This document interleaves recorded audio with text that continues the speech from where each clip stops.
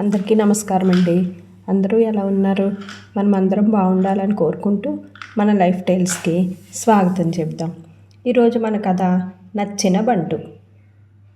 ఒక ఊళ్ళో దాము, సోము అని ఇద్దరు స్నేహితులు ఉండేవాళ్ళు. ఇద్దరూ పేదవాళ్ళే. అందువల్ల చేతిలో చిల్లర పనులు చేసుకొని జీవితం గడుపుతూ ఉండేవారు. ఇందువల్ల వాళ్లకు సరిగా జరుగుబాటు అయ్యేది కాదు. అందుచేత వాళ్ళు కుదురుగా ఎక్కడన్నా ఉద్యోగం దొరుకుతుందేమోనని వెతుక్కుంటూ ఉండేవారు. పక్క గ్రామంలో ఉన్న జమీందారి గారింట ఉద్యోగం దొరుకుతుందని వాళ్ళకి తెలిసింది. ఇద్దరు స్నేహితులు కూడా ఒకరోజు తెల్లవారుజామునే లేచి జమీందారు గారి ఇంటికి వెళ్ళారు. వాళ్ళు పని కోసం వచ్చారని జమీందారు గారి మనిషి జమీందారుతో చెప్పాడు.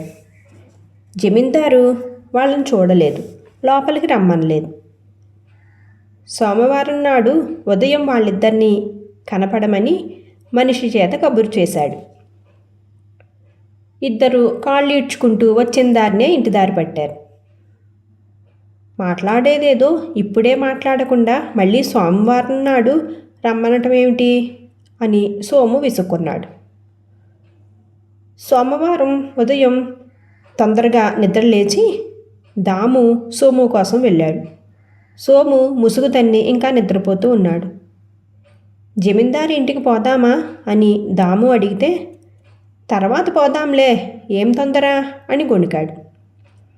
నేను పోతున్నాను, కావాలంటే నువ్వురా అంటూ దాము బయలుదేరాడు.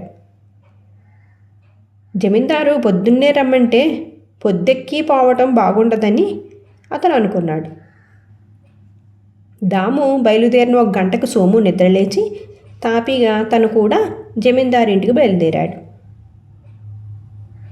జమీందారు వెళ్ళగానే దర్శనమిస్తాడన్న నమ్మకం ఏమీ లేదు. అలాంటప్పుడు తాము ఊరికి తెల్లవారకముందే బయలుదేరడం దేనికో సోముకు అర్థం కాలేదు. దాము రాగానే జమీందారు నౌకరు జమీందారుతో అతని రాక గురించి చెప్పాడు. రెండోవాడు ఎందుకు రాలేదో కనుక్కో అని జమీందారు తన నౌకర్ని పంపాడు. కొంచెం ఆలస్యంగా వస్తానన్నాడు అని దాము నౌకరికి సమాధానం చెప్పాడు.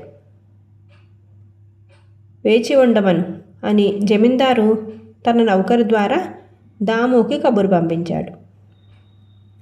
మరికొంతసేపటికి సోము కూడా వచ్చి, నేను చెప్పలేదా, నాకన్నా ముందు వచ్చి నువ్వేం బాపుకున్నావు అని దాముని అడిగాడు. మరి కొంతసేపటికి జమీందారు వచ్చి, పని కోసం వచ్చిన వాళ్ళు మీరేనా?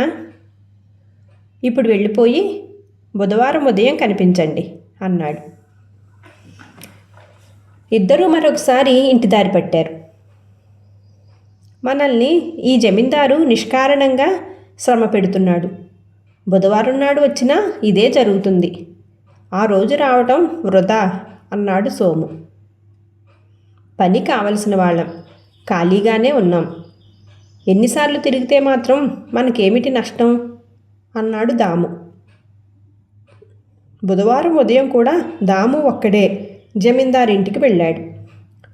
సోము మధ్యాహ్నం వేళ బయలుదేరాడు. ఉదయం వచ్చిన దామును జమీందారు మధ్యాహ్నం వేళ చూశాడు.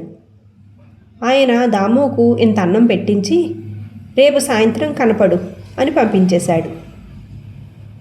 దాము ఇంటికి తిరిగి వస్తూ ఉండగా అతనికి సోము ఎదురయ్యాడు. సోముతో దాము జరిగిన విషయం చెప్పాడు. నాకు ముందే తెలుసురా, బుచ్చగాడికి వేసినట్టు ఒక కబళం పడేసి పంపించాడన్నమాట.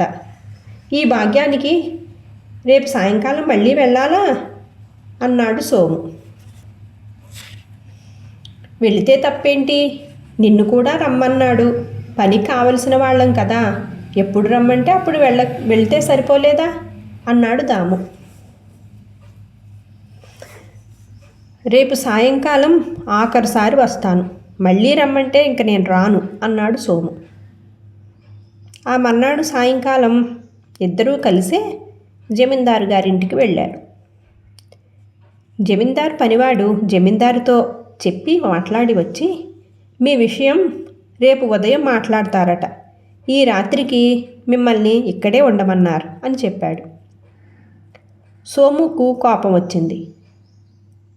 అతను జమీందార్ నౌకర్తో, పని లేదు పొమ్మని అప్పుడే చెప్పొచ్చు కదా అని రారా దాము అంటూ ఇంటి దారి పట్టాడు.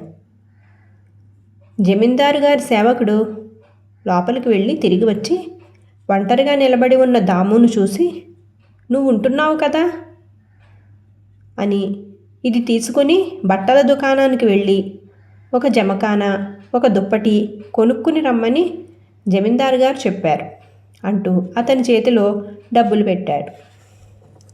దాము ఆ వస్తువులు కొనుక్కొని వచ్చి మిగిలిన డబ్బు తిరిగి జమీందారుకి ఇచ్చాడు. ఆ వస్తువులు జమీందారు తెప్పించింది తన కోసమేనని దాముకు అర్థమైంది. ఆ రాత్రి జమీందారు పెట్టించిన భోజనమే తిని జమకానా పరుచుకుని దుప్పటి కప్పుకొని దాము నిద్రపోయాడు. మర్నాడు ఉదయం జమీందారు దాముతో, నువ్వు నాకు నచ్చావు, సోమవారం నుంచి నువ్వు పనిలో ఉన్నట్టే లెక్క, నీకు నెలకు 3,000 జీతం ఇస్తాను. నీ పని ఏమిటంటే మా జమీందారీకి చెందిన గ్రామాలకు వెళ్ళి మాకు రావలసిన శిస్తు వసూలు చేసుకొని రావాలి. అది ఎంతో ఓపికతో చేయవలసిన పని. పని బాగా చేశావంటే నీ జీతం క్రమంగా పెంచుతాను అన్నాడు. దాముకు పని దొరకటం వల్ల సంతోషంగా ఉన్నాడు. సోము తన తొందరపాటుకు చాలా బాధపడ్డాడు. కథ సుఖాంతం. Thank you for watching guys. Friends, మన కథను లైక్ చేయండి, మీ సలహాలు సూచనలు కామెంట్ చేయండి. ఇంకా ఇలాంటి మరెన్నో మంచి కథల కోసం మన ఛానల్లోకి వెళ్ళి చూడండి. Thank you.